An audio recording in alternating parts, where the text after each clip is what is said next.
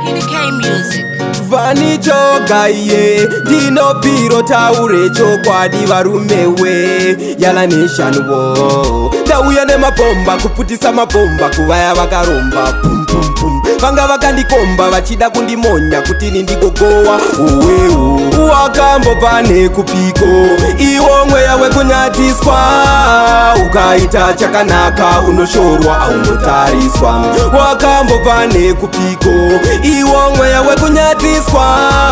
Ukaita chakanaka unoshorwa au notariswa Unenge wakadzirwa na piringondo chese chawabata chinoti mbombombo Uchitata kuzvitengera tsokono uchishandiswa ungogara uri murombo Vanongo kutyisa miswe yemadzinyu muupenyu hauburite zvisvinu Vakadzi vachirodzwa kuzvikwambu nevarume vobva vatanga kuramba Wakambo pane kupiko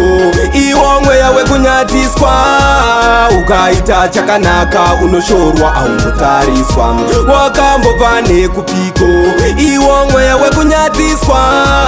Ukaita chakanaka unoshorwa au notariswa Panyika tisikutamba chamupidikori chenjera kuzoshandiswa nevarori Kurara wakataswa usiku sedhongi iwo kohwambisa wako wamabori Panyika munhu haangobudirira pane kwaanoenda kunotsikira Vamwe vanoromba ini ndiri waMwari nekuti zvekuromba hazvigari Wakambo pane kupiko iwo mweya wekunyatiswa Ukaita chakanaka unoshorwa au notariswa Wakambo pane kupiko iwo mweya wekunyatiswa